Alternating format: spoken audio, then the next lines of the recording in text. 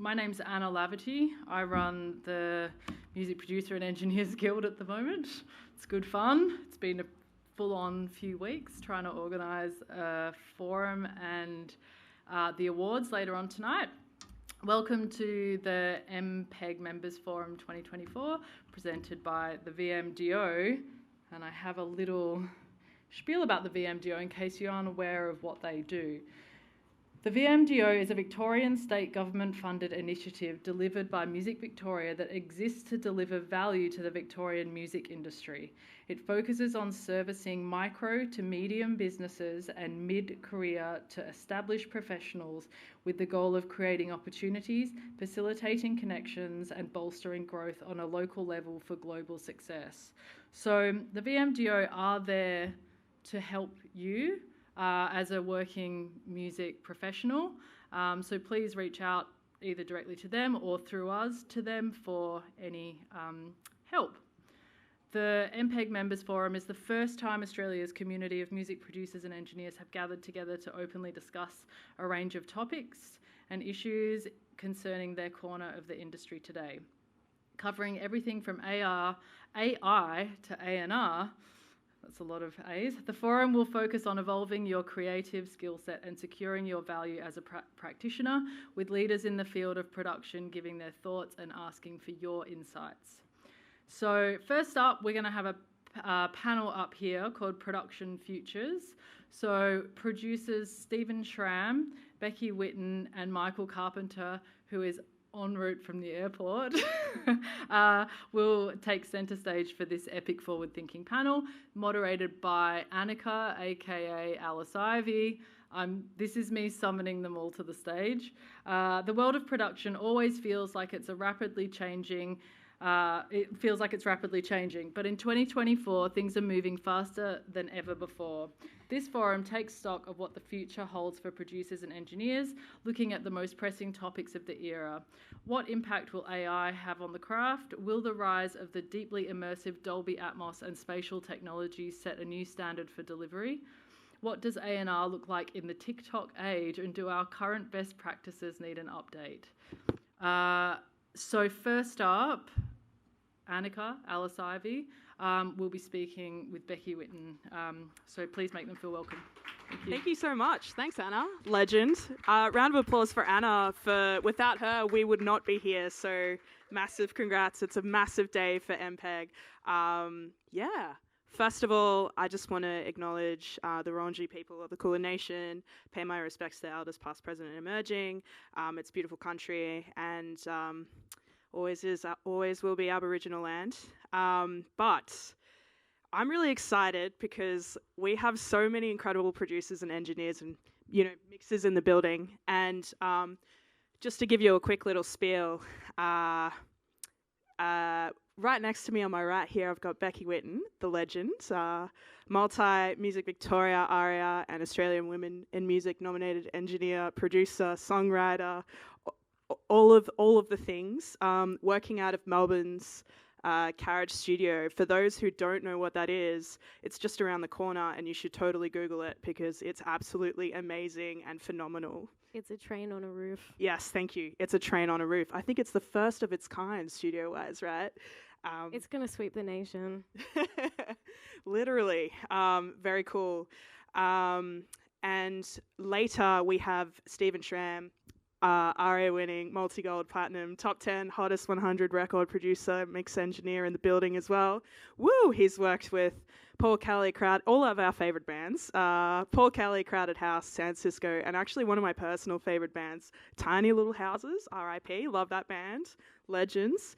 And then we've got Michael Carpenter, who is currently in an Uber, I believe, making his way to the building. Producer, engineer, songwriter, multi-ARIA and Golden Guitar nominated, and a very early adopter of Dolby Atmos mixing. More on that later. Excited to deep dive. But first up, we have a lot to unpack. AI. What will AI technology have? What kind of impact will AI have on the craft, on our craft and our everyday lives? Maybe before we kind of go into it, I want to pull a quote from Simon Franklin at Big Sound last year on the topic. So, what impact will AI technology have on our craft? The short answer is yes, but not in the way people think. Creating a track that takes voice prints from The Weeknd and Drake is easily dealt with legally, but more importantly, there's no shared experience. Fans want to connect with artists. A computer mimicking Elvis Presley is still a computer. Few people are going to marvel at something made by pressing a buttons. I feel like in time, people will use AI systems to push musical boundaries, but at the moment, writing fresh music has always been about finding something new. AI systems are excellent at building from what's already around. They are not so good at heading into the unknown. So I feel like from that quote, I can kind of unpack that AI technology, AI is amazing, and it definitely, as producers and engineers, which I'm hoping to dive deep, will reduce the steps from 10 to 1. It can reduce our workload. It's a shortcut. But then in many ways, it's really scary because it can kind of affect our income. It can affect our lives. There's definitely two sides of the coin. So I think my first question, and also before I go too deep, I just want to also mention, like, this conversation is totally open. It's not just us chatting at you. Like, if you have a question, feel free to put your hand up. It's a group conversation here, and we encourage you to contribute to the conversation. And if I do cut you off, though, please don't take it personally. We are time limited today, so it's not personal. There will be someone with a mic going around over there. Legend. All right, sweet. So first of all, to kick things off, Becki, do you use AI technology, and what benefits does it give to you as a music producer? It's something that I'm really interested in and that I keep an eye on, but it's not something that I've personally been using so far, just because the tech is not quite there, I guess, across the board to do what I would want to do with it. But I mean, it's getting there. It's like progressing very, very quickly. Totally, yeah. I feel like that's really interesting that you say that. I mean, you know, the one obvious thing and piece of technology that I have kind of already touched on in that quote is, you know, voice interpretation. So, like, you can, you know, download, and I've used this previously as a producer in the past, just kind of as a joke, where I have uploaded a stem of mine onto a website, and they've spat out like a Beyonce version of that vocal take. And it's kind of been awesome. I know it might sound cheesy, but it's kind of been awesome for like lower register notes that, you know, I can't make, and it's in a group vocal, and it's like it's tucked in there and you can't really hear it, but it hits the note. Does anyone in the audience have any experience with using any AI technologies at all? Don't be shy, please. Yeah. I've been working for a company for the last 6 months that have been making AI,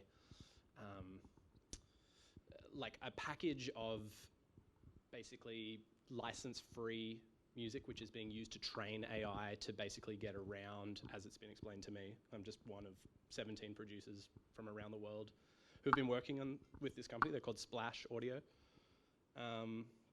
It's to get around the fact that you cannot train currently, and then like the CEO would say, but as if this isn't happening, Spotify are not allowed to train AI on everything that's on Spotify, and Universal are not allowed to train AI on everything that they are in charge of, like as if they're not doing that, but they're not allowed to. So this is like what they have done to get around that as a business.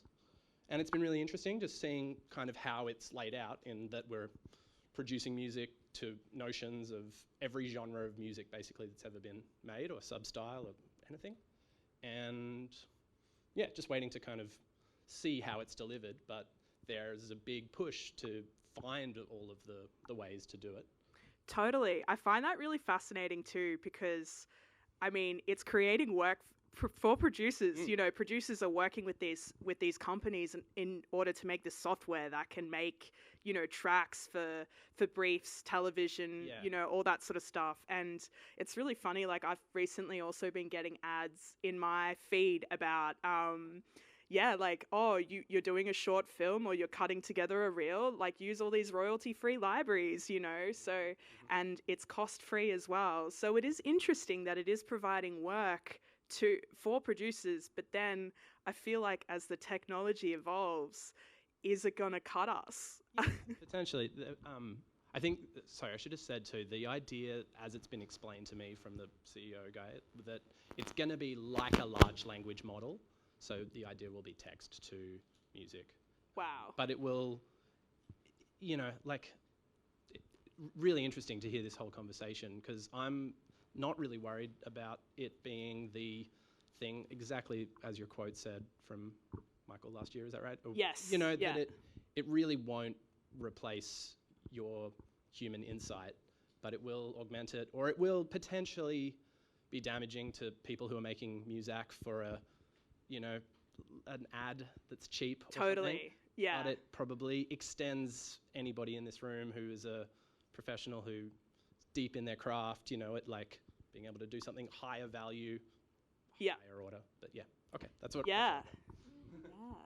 That's definitely something that was talked about in the article that you referenced, just the fact that like a lot of sync will probably like sync with film and television and advertising. If a director or producer is looking for something that's just kind of like, background jazz or whatever, then those sort of session jobs will probably go to AI to some extent. And that's kind of scary because sometimes those session jobs can honestly pay really well. Like, like being able to just like ask technology to create something is it is scary. Well, perhaps prompting the exact right tone of background jazz will become, what those session artists have to do instead. I actually have so many questions for you being on the inside of all that. It's like, get up here, Yeah. Do you have any kind of like broad insight into the sorts of stuff that Splash is asking producers for? Like, are there specific genres of music that are being like focused on more so than others?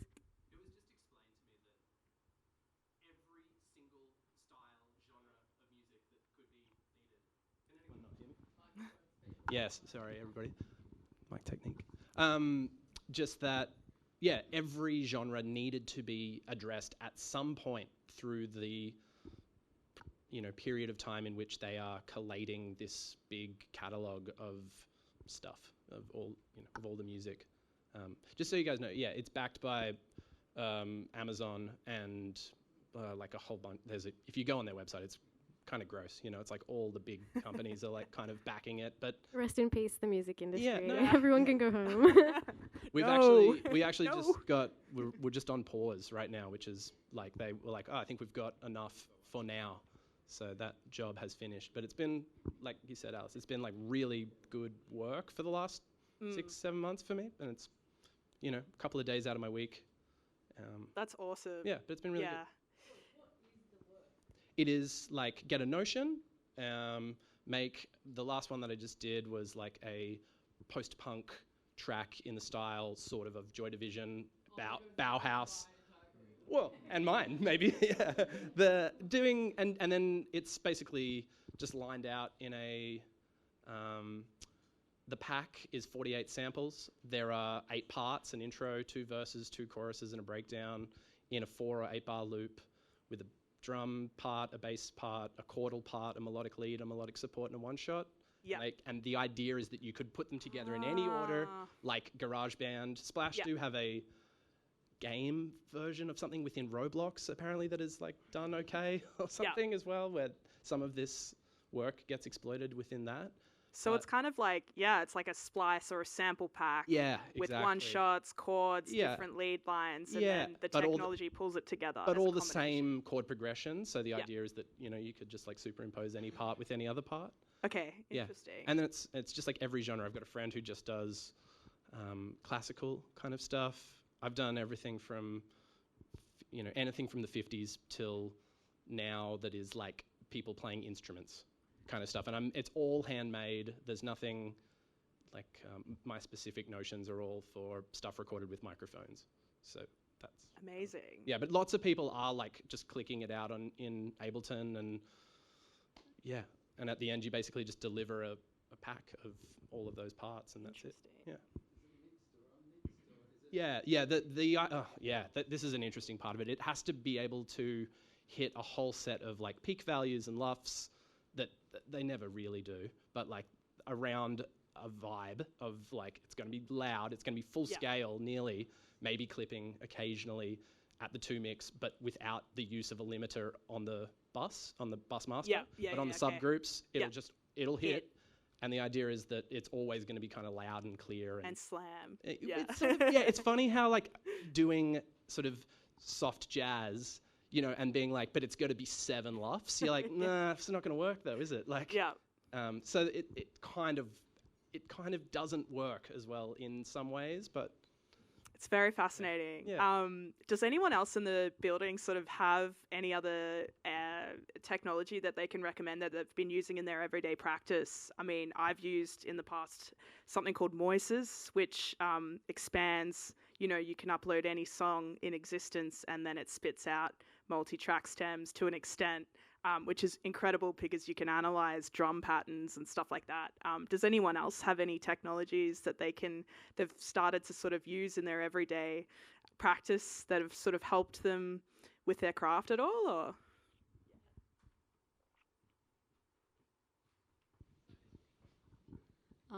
I like using it like you said before to like lessen your workload, and for me like vocal production is where most of my workload is. So I use Vocal Align. Vocal Align is great. But for those who don't know Vocal Align, would you like to explain? It's basically like an AI tightening software. So you could have, you know, a whole stack of like 20 vocals, doubles, harmonies, all of that. And all you got to do is tighten, you know, like flex time or whatever your main lead. And then you sidechain all the other vocals to this and it just tightens them automatically. Amazing. So good. People who work with vocal stacks get around Vocal Align. It's amazing. I have another question for you, Becki, actually. We've kind of touched on, the obvious negative impacts that AI has on our craft. What do you think we need? And I know, you know, you don't have to say like the answer to, you don't have to give the answer to, you know, fix all the problems that we have. You don't have to tell us the meaning of life, but what do you think we need to do in order to be able to future-proof this? Because there are so many layers of complexity. Yeah.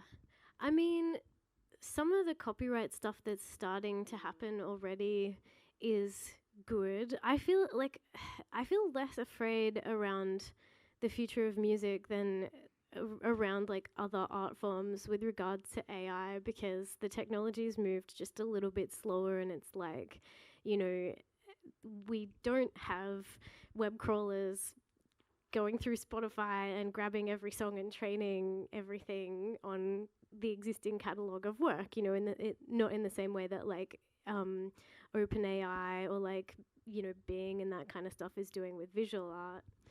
I mean, I'm like AI to me. Holly Herndon is like are you around Holly Herndon? She's kind of she's an experimental musician who works with a lot of different AI technology and has made some incredibly beautiful music with it. Just training AI on vocals and creating some really cool choral compositions with that. And she likes to describe AI not as artificial intelligence, but as collective intelligence, which I think is actually a lot more accurate. It is obviously it is a technology that's like synthesizing what a lot of different people have done, what a lot of different people have thought. And so as such, I feel like the outcome is as complex as people are. And I do feel like, you know, comparatively against, this is leading up to an answer to your question. No. This is awesome. I'm like, I'm ready for it. I'm here for it. I feel like, you know, a lot of the negative stuff that can potentially come from AI's impact on the music world has sort of already happened prior to the emergence of AI or the popularization of AI, in that there has been this shift already in the world that we operate in towards musicians being sort of cults of personality, like having to post a lot on social media, having to be like someone, having to be people who like, you know, their lives are accessible, or they're like a brand. They've got essentially. Yeah, it's a brand. And we have, for better or worse, to some extent in this popular music world, moved away from like just consuming music. And I feel like that is the threat that AI would have posed. But already we've moved away from that. So it's kind of like, and I think, you know, people do want a human connection as part of their experience of music. And so there is this like inbuilt protection even as AI becomes stronger. And I've like had lots of chats with people about this, and people will say, you know, like, oh, but what about AI influencers? And oh, but you know, like, what about what about that kind of like I guess tendency to just follow trends that we have. But I feel like human beings just still shine through. Well, we love to see people fail a little bit, you know, like there's a sense of like a wanting to see error that comes from people, and that being part of like the richness of what is exciting about an artist, and what is exciting about someone who can operate in a creative sphere. So I have a lot of hope about that, and I also have like the cynical flip side of that, is that I think that, you know, the powers that be, like Amazon, or like, you know, who like various like businesses that have things to promote, value the cultural cachet of cult of personality kind of artists in the context of advertising. And so those stakeholders are making sure that artists don't evaporate out of the ether, you know. Absolutely. That is a very cynical flip side. Like, I think that you know, we love humanity and we love to see the raw, you know, gush of people's guts when it comes to art is a strong motivating factor too. But 100%. No, I think that's what you said. I feel like is a really, I feel like it's a valid point. I feel like also humans connect with other, you know, humans. People appreciate human error. From a like playing point of view, it's like human error is like where the magic is when it comes to actual technology, and when it comes to actually like playing and, you know, making tracks and producing music. Like, that's where the source is, right? Yeah, I really appreciated what you just said there. It's also kind of really interesting too, just on the sort of like label perspective too. I'm not sure if you're all aware, but a lot of, you know, major labels have also created AI. No, I don't want to say AI artists because humans created them, but like major labels have created artists with profiles and, you know, social media, and they get producers to create tracks for them, and they pitch them, and they sit on, you know, like they direct that pitching at like, you know, really big Spotify playlists, lo-fi Spotify playlists, and those are taking up positions, you know, playlist positions for artists, for producers. I feel like it's just like, however the work is creating work for songwriters and producers, there's definitely a bit of a flip side. So like, there's like many positive things, but then there are many other scary things. And I think, you know, I like the idea of, I think, looking at AI as not a negative thing, but I think really having some structures in place in order to just like filter out, you know, those kind of situations, I feel like is really important. Does anyone in the audience have like any questions or anything? I think we're probably going to move on to the next topic. But just on AI technology, does everyone have any last minute sort of comments? Yeah, to finish on a positive for AI. I've considered it a lot. I spent a lot of time considering it, and I like what you said about the collective intelligence. So that's a really great thing. To start with, when I was delving into AI, I just started writing poems to my clients, like psyching them up for the day, with ChatGPT. So Love that. we get to have a good day and they Pure. write a poem.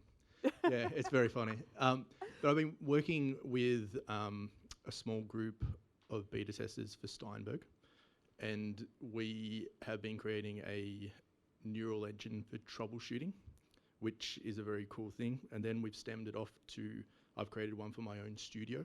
So for instance, if, patch number 2 isn't working running through, I type it in and it will come back and say, have you considered doing this, this, this? And Huge. I say to myself, okay, why aren't I getting something coming through? And it will send me to my RME total mix, and it will send me to where I want it to be, and it comes back through. So then I go, okay, cool.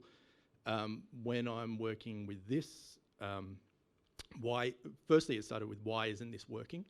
And so especially with Intel-based Macs against the Silicon Macs, and we create things saying, why isn't this shortcut working? Why is this crashing? And it's creating crash logs and putting it into the GPT engine and saying, it's probably because SoundToys isn't for this or Amazing. for this. So That's Dope. so that's the collective intelligence where it's helping us figure out what's happening with our workflow. So once I've been Huge. thinking about all this stuff, that I love creating music. I don't want AI to create music for me. So when I was thinking about all this stuff, I just thought about what I would want, and it's workflow. And how do I integrate workflow? And how do I get it into my workflow? And how do I put it into the big studios? And, Steinberg's right on top of this. And it's pretty cool. Soon you're going to see it in the little help thing. You're going to be able to type in, why aren't I getting level in channel 1? And Absolutely. and it'll give you, for your system, because it's already done. So that's the positive for me, where it's a workflow-based solution. Yeah. And it saved me heaps, and you can train it for yourself. So, I use Trello, and Trello will automatically, Decapitator is crashing my system, or every time I do a bounce offline, it's crashing, and it will come up and go, stop. If you do this, it will crash. Stop. If you don't save this and print this plugin, you're going to regret it. Wow. So That's incredible. I might have to have a bit of a chat to you about No that. problem. Bloody SoundToys, always crashing. Always crashing V5, DAWs. You're not I think using we're gonna. enough decapitators if it's crashing for you. You just need to add more. Unfortunately, we need to move on. I would like to invite Steven to the stage, to the couch. Everyone, round of applause. Good to have you. Michael is en route, everyone. We're on the edge of our seats. We're going to have a grand entry when he walks through the door. But before we do that, we're going to have a chat about production A&R. So, the music industry is always changing. I feel like, it's always changing, right? But I feel like in the past 5 years, it has changed significantly with the rise of social media platforms such as TikTok. TikTok has given a platform for essentially anyone to become an artist, release songs, gain a following, all without a label, which is actually, it's absolutely amazing.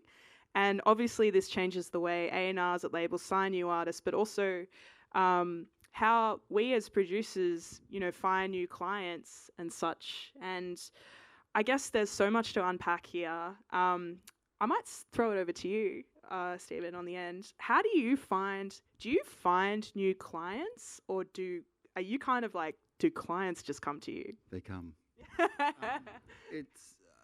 I don't go to gigs. I don't. I'm terrible at social media. My work gets me the next job, and you're only as good as your last job. I know. I'm not the go-to person for major labels, so I don't deal with a lot of and ah people. Mostly. And ah people, was that? I love that. I'm going to take that. You can use that. That's really good. I will. I seem to be the guy that does works with bands early in their career, and then they get signed to a major label, and then that money goes to someone else. God damn it. Yeah. I don't. It's a hard life. Major labels don't come to me. They just don't. It's so rare. I've just finished an album for Crowded House, and that was, I think, because they had no label at the time, and now they're with B&G. Paul Kelly, that's his own independent label. Oh, well, it's not God Aggie, what is it? I think it's through EMI, but it's not. I didn't get the call from EMI. Yeah. So no, major labels and I don't see eye to eye, and the interactions that we do have are often. I side with the artist always. Yeah. So I remember doing. Oh, I wish Tom Larkin was here. We made a record together. Sends his regards. P.S. Couldn't be here. Here's an NZ, unfortunately, but sorry to interrupt. I engineered a record that he was producing, and I remember getting a phone call halfway through mixing it, or first round of mixes had gone off, and the R guy said, the marketing department want more guitars. And I was, what? You know, so the instruction from the marketing department was the guitars needed to be louder.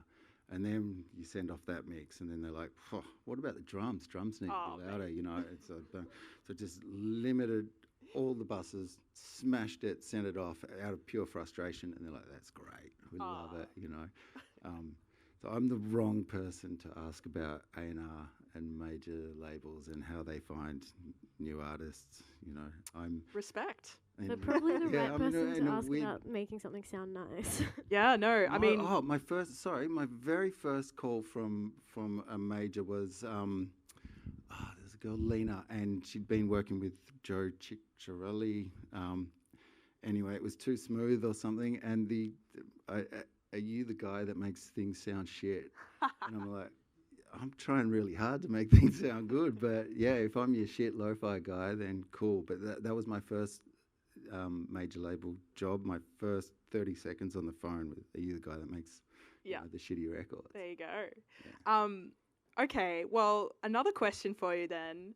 What is it? Okay, so you say that you work with a lot of developing artists and bands before they're signed. You know, that's sort of that's what you do. What is it, even if it's like the most basic things, like what is it about an artist? Like if someone sends you their music, or, you know, a manager sends you their music, not a label because you don't deal with labels. What is it when you listen to a song or you listen to a demo or whatever? What is it that really draws you? Is like, you know, go like deep on it or go as basic as you want. What is it exactly that captures you as a music producer, engineer, songwriter? Can I contribute to it? I'm not worried about the genre too much, although I'll never do metal because it's so precise, and that's not me. I'm imperfectionist and pretty loose. I'll work with anybody if I feel like I can contribute something to what they're trying to do. Obviously, it's nice when you hear a demo and the songs are great, lyrics are great, you know, it helps. But before, there's a career pre-having children and post-having children, and I think it could be similar for everybody, but I used to, at the beginning when I had no responsibilities and no bills, I would say no to 60 to 70% of the inquiries, and I was picking bands that were obviously way above my level. They had the talent, I didn't, so I was picking bands that would make me look like I knew what I was doing, and then everybody thought that I knew what I was doing because those records sounded great, but that was just the bands. And then you have kids and you say yes to almost everything that comes in if you can contribute to it. Interesting. Becki, hello. How do you find new clients these days? Do you find them, or do people mostly come to you, or like do labels reach out? What's your vibe? It's a real mixed bag, honestly. There's a lot of word of mouth. I mean, I have a management team. I've had a management team for about 2 years now, and so they do help. But I was doing this job for many years before that started happening. So there was a lot of just being in a community, I guess. I worked for another engineer who put me forward for a lot of jobs, but I also at the same time was like in a community of more left field artists, because that's what I make myself, like more experimental stuff or ambient stuff. And so there was a lot of collaborating with people and people getting to know the kind of stuff that I do through that. And like I would put on a lot of shows, you know, like even from my earliest days in Melbourne, just like had a mono like speaker, like a little shitty Behringer sort of situation, and go to like a warehouse. Nothing on Behringer there. I love Behringer. Wait, are they a sponsor? Would like take my speaker and like a tiny mixer and like put on shows in some warehouse in Elstonwick and like have a bunch of artists playing who were just like people that I'd met through the internet or through like other friends or whatever, and that just became a community, and that has obviously evolved and changed a lot over the years. But yeah, no, that's interesting. So I feel like what I'm kind of gathering is it's kind of like when you first start, it's creating a sense of community around yourself, you know, like doing, like putting on shows, showcasing other artists, saying yes to maybe everything just to get your name out there. Stephen, how did you start? I know this might be a sort of hard question to sort of answer within, you know, a few minutes, but how did you start? How did you start to get a lot of work, and, you know, how did you build your name? Was there an act that sort of, I'd love to hear a story about, is there an act that you sort of worked with and then things just started to happen after that, or, yeah? I was living in a house in Fitzroy, 2000, I think it was, maybe 2001, and recording some music on a computer and wanted to burn a CD, but I wasn't sure how. And that evening there was a Live at the Wireless on Triple J, and they read out the names of the engineers after each broadcast, and I thought, they'll know how to burn a CD. So the next day I called the ABC, asked to speak to Chris Thompson in the Melbourne office at Triple J, and they put me straight through. I didn't think they would do that, but he answered the phone, and it's like, oh, can I get together with you? And I need to know how to burn a CD. But while I've got you, can you tell me what happens to a sound all the way through a recording studio to the finished product? And when he answered the phone, he was as high as a kite because he just had cortisone injections in his elbow. And he's like, all right, if you want to ask me questions, kid, come in tomorrow. We've got a Live at the Wireless recording, and carry everything for me, and you can ask me whatever you want. So I turned up, loaded all the boxes. We went down to the Prince of Wales Hotel and recorded. The Live at the Wireless was corroborations at the time, so there was half a dozen bands playing. Recorded them. Chris showed me how to plug everything in. It's all labelled 1 to 48, so put 1 into 1 and 2 into 2, and off you go. We hit it off. I overheard when the next recording was happening, so I just turned up to that one. And then I turned up to the next one. And Chris was putting my name as assisted by, so my name was getting read out on the radio. And then the bosses at Triple J in Sydney just assumed that I must know what I'm doing. So after half a dozen of those, they're like, oh, we've got a broadcast to do, live to air broadcast. Chris is away, Leah's away. Oh, we'll get Steven. He's done all these. He's a sound engineer. So they sent me off to do a live broadcast. The first minute was a disaster because I knew we were live to air, but the presenter, Sharif Galal, at the time on the Groove Train, he didn't know we were live to air. So the first minute is him going, Steve, can you hear me? Can you hear me? I got Master Control in Sydney ringing, going, what are you doing? You're on air. And I'm like, I know we're on air. But I just kept turning up to those. There was no cadetships at the ABC anymore, so all the engineers, the pool of engineers there were really supportive, and they gave me a skeleton to key, which I've still got, and a pass card, and they're like, here's the OB store, just go and get whatever gear you want, and sign it out of the book, put your phone number in, go and do whatever you want with it, learn how to do it, because there's no they're not training anybody. And then doing those, bands just assumed, because I was doing Live at the Wireless stuff, that I knew how to make or mix records. So they started asking me to make records, and I've still got everybody fooled. Nothing's changed. I wanted to go and train guide dogs. It was what I was going to do. That's a real cool job too. Yeah. Sure is. And that was my dream, and music crushed my dreams. So, fake it till you make it. Nah, I feel like you didn't fake it. You were actually genuinely quite.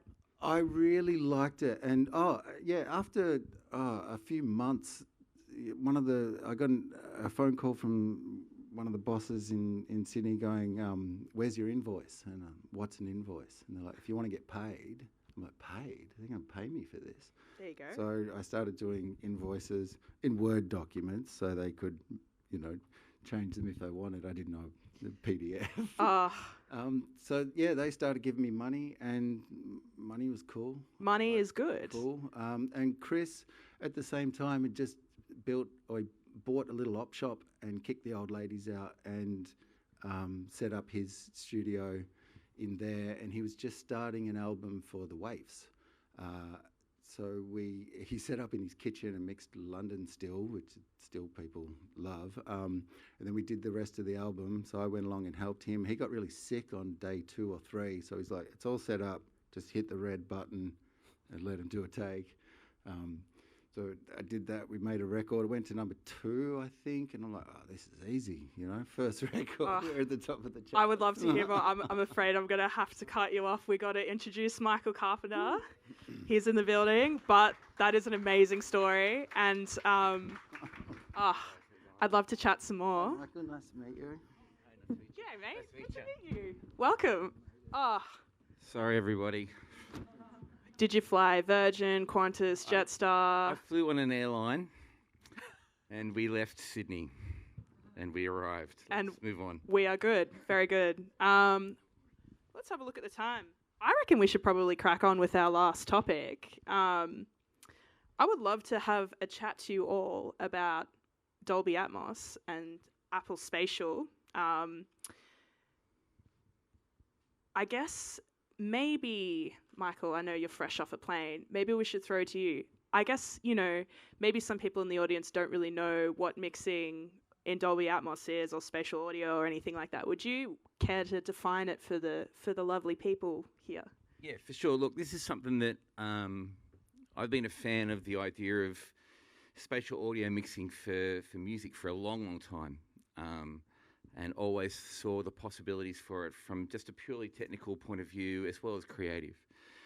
The last few years there's been a big push to make Dolby Atmos for music more of a thing. Now, for anybody that doesn't realise, if ever you've watched a TV show on the plane on your phone with AirPods, you're probably listening to a version of spatial audio.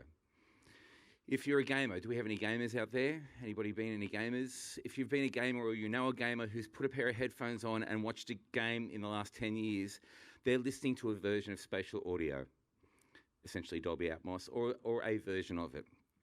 So the thing about it, there's a bunch of cynical ways we can look at it as, a cash grab to try and find ways of having to remix all of our records and re-release them and get people to buy them again. I've always looked at it a bit differently. I've been engineering for a long time, and I think one of the constant things has been we always want to try and make our records sound as good as they possibly can. There's always been talk of higher resolution audio when we moved from analog to digital. We wanted to try and make our records sound as good as we possibly can. And for me, when I listen to records in Dolby Atmos, I just think that they're the best version of the things that we can do. And even some of the things that have been remixed and put out there, I just like it. Anybody here who's a mixing person will know that this can be difficult to try and cram all of that content between 2 speakers. It's a challenge, especially with these days when we've got unlimited tracks and so many options, and it's a challenge. This kind of relieves that to a degree, and it gives you an immersive environment to play with. And I just love it. And like I said, it when it was announced, the timing for me was perfect. When it was announced that it was going to be available, and there was the earlier versions of the Dolby Atmos renderer, it just happened to be when we went into a lockdown.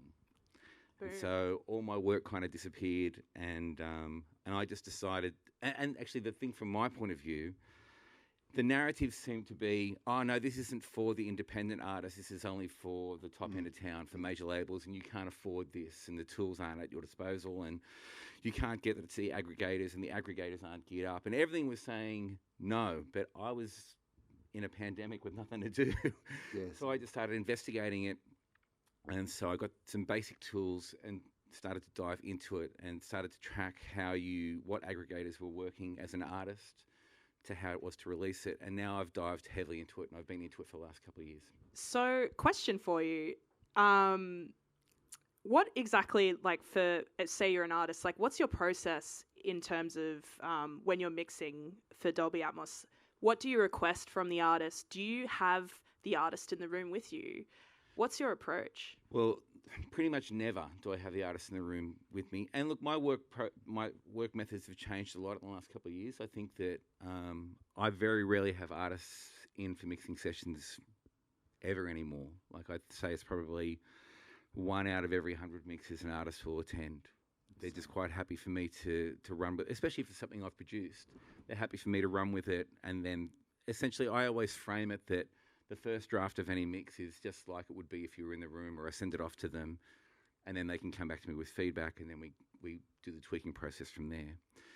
The way that it's been over the last couple of years is different to the way that I would like it to be. The way that it's been is once we sign off on our mix and everybody's happy, and we send it off to mastering, and then it comes back, and then I'll do the Dolby Atmos mix. Now, there's a few technical reasons why that is.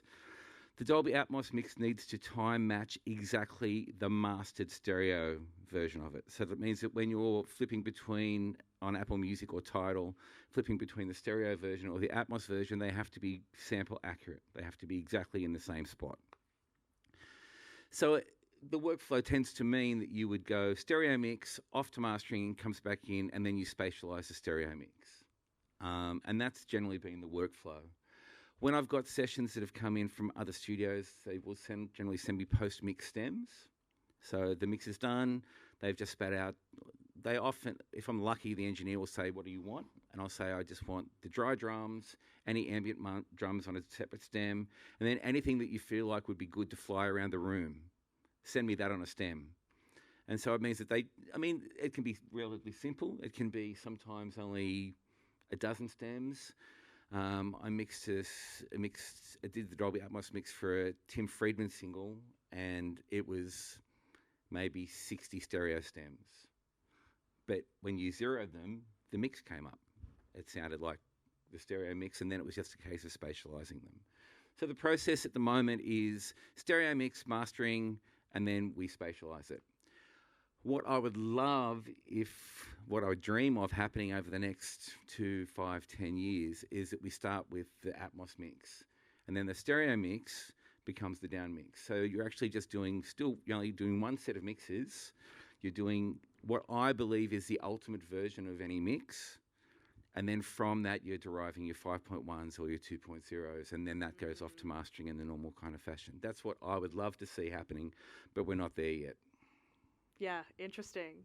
It's a shame no one's ever going to hear it like we do, sitting on the speakers. That's actually a really interesting point. I think one of the things that I think is going to make, so I try to keep on convincing people that is going to make this a thing that will stick around, is the fact that we're not relying on it being in a surround sound environment. You don't need to hear this like a 5.1 in a 5.1 or a 7.1.4. The idea of it is that we're all carrying around a version of these, right? We've all got a version of some sort of headphones. They're banking on the idea of the spatial listening environment is something we carry with us. So we're hearing a binaural version of it, and that's a binaural fold down of our 7.1.4 or 9.2.6 version of it. So we don't get to hear it the way that is ideal, but that's kind of the same as every stereo mix ever in the history of the world as well. Yeah, to a lesser extent with the stereo. But do you Do you perceive it? My brain won't decode the binaural thing. I can't hear things coming from behind me in headphones. It's not working for me. My brain. Can I jump in on that? Yeah. Okay, because again, we were in lockdown and I was very, very excited about it. So I went and got my new fancy pair of these and I went to the Apple Music playlist with spatial audio and I listened to the first 4 or 5 things and my expectation is stuff was going to be flying around the back of your head, which it's not that. I think that's one of the first things. But I'm a big Beatles nerd and I always say you don't trust anybody who doesn't like the Beatles. But I put on Here Comes the Sun and I was sitting there in my kitchen and I was really disappointed at this point because I hadn't got it. And I hit play and I went, oh, right. It's not about things flying around your head. It's about things being wider and deeper. And at that point, I went back and listened to everything and then went and compared to the stereo mix. It doesn't sound dramatically different, but it is different in the sense of dimension and spatialness. Yeah. You can feel different elements of the track. And dynamics. Like we've had the sense of dynamics pummeled out of us over a 30 or 40 year period, but it brings dynamics back into music. Things can breathe because there is a greater perceived space. How good is having minus 18 dB of headroom? You know, It's unreal. So the idea, of course, is that you don't have to print things as hot, so that you can actually have things breathing and coming in and out of mix. Are there many people here trying it, mixing in spatial or Atmos? A few. Are you all doing it, trying to do it on headphones, or have you got a 7.1.4 set up? Anybody got a? I got a 7.1.4. Just intrigued to see how Well, they're all going. There we go. There's one. I've got a 7.1.4, but I was just at a caravan with my partner and I was doing an Atmos mix on headphones. And probably the first 20 or 30 mixes that I delivered to an aggregator were done on headphones. So I think one of the things that's been difficult is initially it came out and said, you can't do this unless you've got a spatial environment. But I just did, and I released them. And then when I finally did hear them in a surround environment, they sounded fine. They sounded more than fine. There were very few changes that I would have made. So I encourage people to just get started with it. What headphones were you using? I was going to ask that too. Yeah. You know what headphones I was using? Whatever was lying around. Yeah. I had a fancy pair of Sennheisers that I left at the studio, and I wasn't allowed to go back to the studio to get them because I was in lockdown. And because I'd been in close contact, I only had my Audio-Technica, whatever the generic Audio-Technica ones, or these. And so I just did the first few mixes on those and uploaded them and just went, well, I only mixed my own projects. So I figured if they sucked, it wouldn't matter that much because nobody was going to listen to them anyway, except for me. And they turned out great. And at that point, at that point, all bets were off. I just went, okay, we don't need to wait for anything. We can just go. And then I started offering it as a service. What percentage of your clients do ask for Dolby Atmos mixes? That's a question for the whole panel. If you can think of the smallest amount, half of that, unfortunately, at the moment. Yeah, zero. Only the major label ones. And now they're all obliged to deliver in Atmos. So if you're signing a deal with the major, they will have it in the contract that you're also to supply Atmos mixes. If I was a manager or somebody, I would try and get that taken out of the contract. I think I think Apple shrank everybody's recording budgets overnight by 10% or 10 grand or whatever it costs to get the spatial version done. Because I haven't heard of them kicking in extra money. I think the budgets classic labels. Yeah, there's mean labels again. I feel like I want to say that that's not across the board though, right? Like I've definitely mixed records for majors in the last couple of months and not been asked for that. Old contracts possibly. Yeah, but all the maybe. new ones it is in there, and I just had Universal come in to listen to mixes recently, and they were like, "Oh, everyone's obliged to do it," and talking to people during the week. Yeah, it's got to be delivered in that, but I don't think there's any more money for it. I did it because I was so angry. Paul Kelly had been asked by Apple, or Bill Cullen, his manager, rang and said, "Oh, we've been asked to deliver in Apple something. What is it? And I'm like, I don't know. So I investigated it, and they were quoted $2,500 US a song for stuff that I'd already mixed. So these Americans, and I was so angry. I'm like, nah, I'm sure I can do this. It's the beginning of the pandemic. I've got nothing to do. My brain needs something to do. So I started researching it and started doing it purely because I just didn't want the money going off to the Americans, you know. And it that does blow out a recording advance and budget, hey? yeah, especially at that price. Yes. Can I ask how long it takes you to turn around an Atmos mix for something that you've already mixed? For something that I've already mixed, 15 minutes.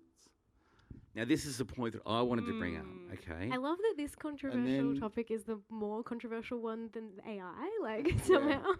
Well, here's one of the... I don't know, sorry. No, I was going to say, like, I'll let you make your point, but I feel like this draws back to what you kind of really want, is that everything is standard in Dolby Atmos and then it bounces down to the stereo mix rather than the other way. So you're paying for the money, you're paying it up front, and then you're not doubling up on a second.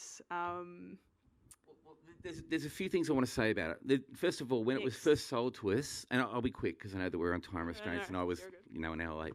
But there was this kind of misnomer in the initial push of it that it was a whole other different process that was going to cost you thousands of dollars. Yeah. Now I've probably done 400 or 500 of them, and for me to spatialise a mix that I've already done, like I did it on headphones at a caravan and got it in place, and it took me 10 minutes. Yeah. And like I could have spat it out and sent it off, but I knew the internet where I wasn't that great, and I thought I can just go and check it on Monday anyway. What I would love is us as creators get to the point where even if we stick with the stereo then Atmos thing, we're always whinging about record labels coming back to us later on. Okay, can you give us, in-depth stems for everything that you've ever done on this particular project? That it just becomes the next part of that. I think there is also a misnomer about the fact that you have to have, $50,000 worth of speakers to do it. I certainly invested in bottom-of-the-line Yamaha things just to spatialise things because I'm not making tonal choices on these. I've already done the tonal choices.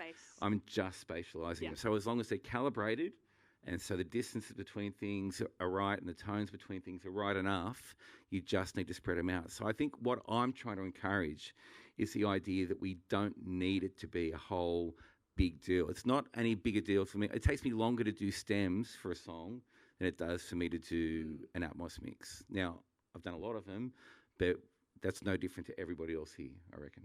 That's what I think anyway. Very, very interesting point. We're almost out of time, but I'm going to throw to the audience if anyone has any questions for these. No, don't apologise. Bloody airlines, Melbourne Airport, can't win, ever. If anyone in the audience has any questions for the legends on the couch up here, please speak. Put your hand up. Yep, up the back. Hello, Steve. Can I tie you back to the first topic we were talking about today, AI?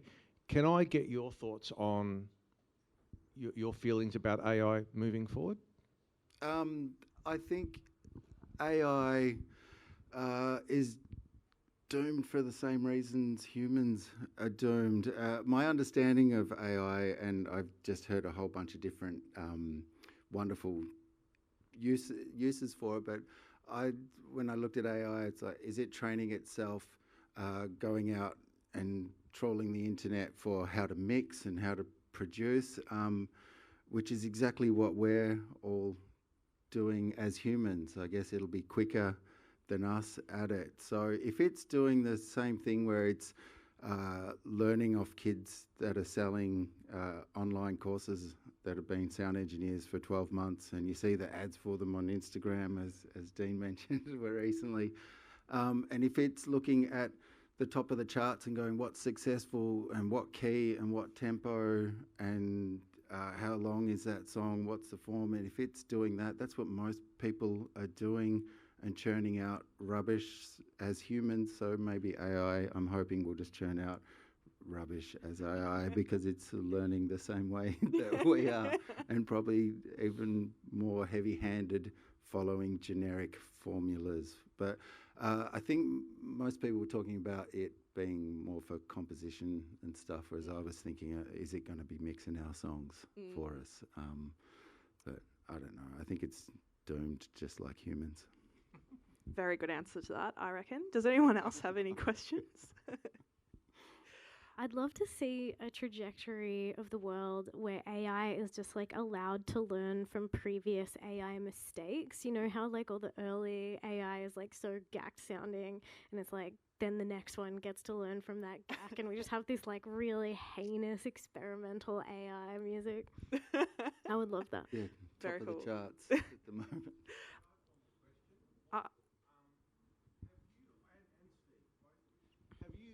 Have you ever done a stereo mix and then done the Atmos version of it, then folded it down to stereo and decided is the fold down better or the same as the original stereo mix? Good I question. haven't, because I don't want to know. I don't want any more confusion in my brain. I don't want to be second guessing anything. I'm having a anxiety-induced enough trouble getting the stereo across the line as it is. So no, I need the path of least resistance. I want no more in my brain. Well, at the start of last year, on my Christmas break last year, I decided that I was going to force Atmos mixes on all my clients. I was just going to do them because I wanted to start with the process of doing the Atmos mix first and then do this and derive the stereo from it. And that lasted about 3 projects. And I was curious. So there was the first project I did the mixes in my 7.14 environment. Then I did the mastering for the stereo record, and it sounded really good. And then after the fact, I went back and worked the other way, and I tweaked the stereo mix to be a stereo mix. Yep. Like I went through my normal process, and then I mastered that as well. And I liked the 7.1.2 fold down better than the stereo mix. I just did. And it was subtle, but there just seemed to be a different level of depth. And I think it was just I wasn't pushing things as hard, compression-wise and stuff like that. It just felt nicer.